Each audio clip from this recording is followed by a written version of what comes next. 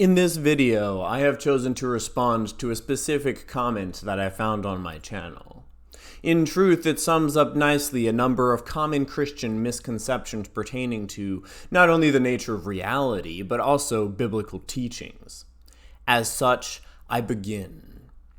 To the poster of this comment, nowhere within the scriptures does it teach that God gave us free will. Rather, the scriptures teach the doctrine of predestination.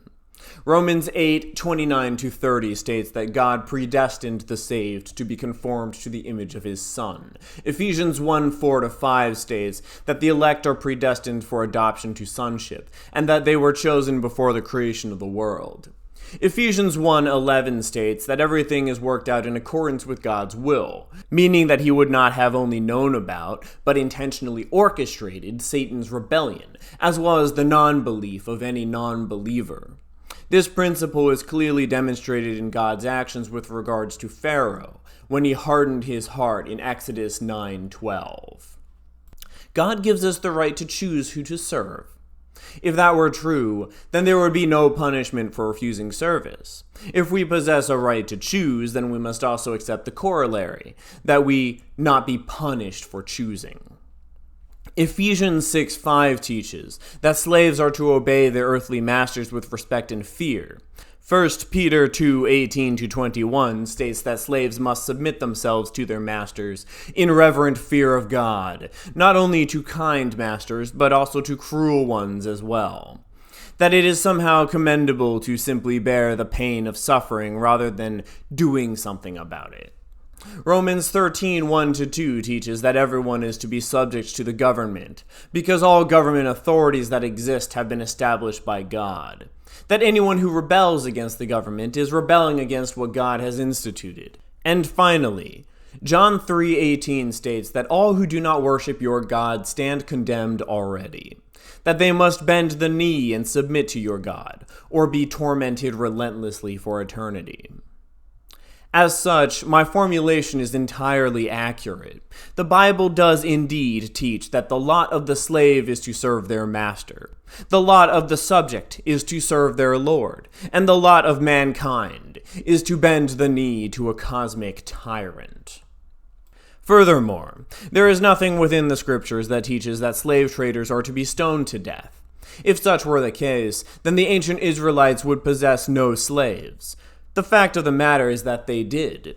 Leviticus 25:44-46 specifically condones the practice of slave trading by stating that the Israelites are to buy slaves from the nations around them, that these slaves can be inherited property and can be kept in bondage for life. Whenever the Israelites waged war against a foreign city, the process laid out by Deuteronomy 20:10-15 is such that if the inhabitants surrender, the entire population shall be subject to forced labor. But if the city resists, then all of the men of the city shall be put to the sword, and the women and children are to be enslaved. Exodus 21:7-9 teaches that women, Hebrew or otherwise, who were enslaved were not to be freed at the end of the 7-year period. A Hebrew woman sold as a slave could be coerced into sexual relations with her master, and her master could give her to his son. While yes, some apologists would point to the rules that require that her master feed, clothe, and treat her as either a spouse or a daughter, the fact of the matter is that her consent is never once considered throughout these laws, at all. And freedom to choose is fundamental to human dignity. Deuteronomy 21:10-14 teaches that foreign women taken captive in war could be coerced into so-called marriages. Of course, there was ritual surrounding the practice. They were to shave their heads and trim their nails, and they were to be given a month to mourn the slaughter of their parents. But after this process is complete, their captors were free to take them as their wives. Again, no room is made for these poor girls to choose. Their autonomy in the matter is entirely absent. The only provision allowed for their release is if their masters were unpleased with them, putting them at the arbitrary whims of those who butchered their families. And what of the rights of male Hebrew slaves? While true, an Israelite man was not automatically enslaved for life, if he had any children whilst enslaved, Exodus 21:4-6 teaches that his wife and children were to remain property of the master. If his master was not willing to free them, the only recourse left to him was to accept lifelong servitude. And yes, while it is true that masters could not maim or kill their slaves, Exodus 21:20-21 teaches that they were free to beat them as long as they were able to resume their duties within a few days. There is nothing just about slaughtering entire nations for the alleged actions of a few of their members. It is never just to punish the innocent for the crimes of the guilty. But there were no innocent, you say? Tell me, how could the infants slaughtered in 1 Samuel 15 possibly have been guilty? You speak of rape. In Numbers 31, the Israelites were commanded to slaughter all the men, women, and boys, but the young virgin girls they could keep for themselves. Pray tell, what do you think that means? I'll refer again to the practice of arranging these so-called marriages between these poor girls and the cruel marauders that slaughter their families.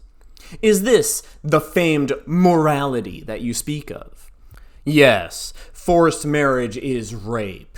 You expect me to be extremely stupid if you expect me to believe that the captive women willingly gave themselves, out of love, to the men who destroyed their homes, placed them in chains, slaughtered their friends and neighbors, put to the sword their fathers, mothers, brothers, and sisters.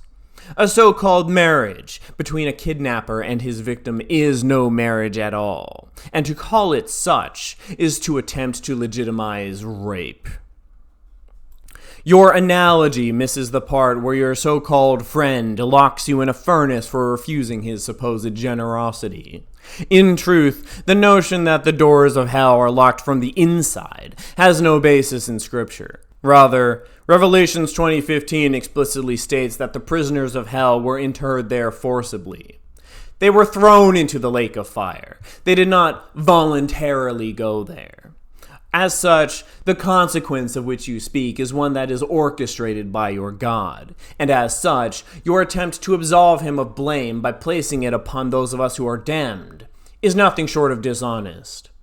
This claim of yours is akin to telling a kulak being transported to a Siberian gulag, or a Jew on the train to Auschwitz, that they themselves were authors of their own fate. That they sent themselves to suffer in their miserable destinations, in hell on earth. This is to transfer the moral responsibility from aggressors onto the shoulders of their victims. The suffering of a political prisoner, tormented and held captive, cannot be blamed upon themselves. It is the Stalins, Hitlers, and Maos of the world who bring this upon us. It is tyrants and their enablers who are to blame for such suffering. And so, too, is the responsibility for the eternal suffering endured by any sentenced to damnation in that infernal cosmic concentration camp, to be placed squarely upon the shoulders of the greatest tyrant of them all. Christianity did not work for 2,000 years. For the approximately 1,700 years that Christianity ruled the Western world, the world lived in darkness. It was not until the formation of a nation that rejected the church's role in the state that a people were saved from the relentless persecutions and religious wars of the prior centuries. The greatness of our nation is a direct result of the loss of religious authority within society. You act as I have not proposed an alternative. The truth of the matter is that the very nature of my work is that alternative. I am proposing a morality grounded in reason. One that recognizes the sovereignty of the individual over their own life. One that recognizes that our lot in life is not slavery, either to brutes on earth or to ghosts beyond the grave, but rather that mankind is born with liberty as his birthright. That liberty is necessary for happiness, and that in truth, a life proper to man is a life lived free to pursue happiness. It has been claimed that God gave man liberty. What liberty can be found within the teachings of your God? The freedom of religion? What freedom of religion? Your God has commanded the persecution of religious dissidents on earth, as well as the eternal internment of any who disbelieve within the fires of hell. The freedom of speech? What freedom of speech, when speech that denies the authority of God constitutes blasphemy, punishable, of course, by hellfire. Where in the scriptures does God grant men these rights? Nowhere in the scriptures is man granted any rights at all. It is on this basis that we can now disabuse ourselves of the notion that it has been God, rather than men, who has brought freedom. What rights do you have if you are commanded, on pain of eternal anguish, to suspend your mind and reason, and to blindly serve a celestial tyrant for all of eternity? All of the rights of man derive from one fundamental right, the right to think. If I am to reason, then I must be free to do so, and since I value my mind, I will never subordinate it to the will of another. And yet, that is precisely what your God asks of us. The point of the scriptures, the central theme of all of the holy texts of the Abrahamic faiths, can be summed up by Proverbs 3:5-6. Trust in the Lord with all your heart, and lean not on your own understanding. And now we see behind the veil, the truth laid bare. We are directly commanded not to think. We are told to simply blindly believe and obey. We are being ordered to suffocate our reason. We are expected to kill our minds. To make this the only alternative to infinite suffering is the greatest crime that your God has committed. Without minds, we are nothing but robots. To shrink and wither one's mind is to make oneself suitable only to be a slave, fit to serve the designs of another. You speak of gratitude. Really? And for what am I to be grateful? The fact that I draw breath? I never asked to be created. His death on the cross? I never asked for this either. I deny the notion that I've committed any sin so great as to warrant and deserve crucifixion. I deny that the crucifixion of one person could possibly pay the debts of all of the criminals of humanity. A just judge pursues punishment only of the perpetrator of a crime. He does not take another as a substitute. Is it his willingness to spare me eternal torment for which I ought to be grateful? I deny that I deserve eternal damnation. I deny that anyone could possibly deserve eternal damnation, as there are no acts that any can take within their finite lives that could possibly cause infinite suffering. Our lives are finite, so too is our pain finite. By this standard, the only being who could possibly deserve eternal torment would be a being that inflicts it. The only soul that truly deserves to burn in hell is that of your God. Ah, but he loves me, right? I call it extortion. His love is the so-called love of an abuser. The love that you offer him in return is that of a battered wife. Give me anything but the kind of love that your God offers. No, it is not mercy to refrain from injustice and cruelty, and those that engage in such deserve none. The God worshipped by the Jews, Christians, and Muslims is the ultimate conceptual manifestation of injustice, tyranny, and evil. His commands are contrary to reason, morality, justice, and virtue. His aim is to cultivate the basest aspects of humanity whilst killing all that which is great and good within us. If this thing is indeed real, the blood of the innocent on the ground and the scorched souls twisting in agony in the fires of eternity rise up to us as a damning cry. They are the evidence with which I charge God, and it is for this searing, infernal anguish that he ought to pay. It is for this that your God must die.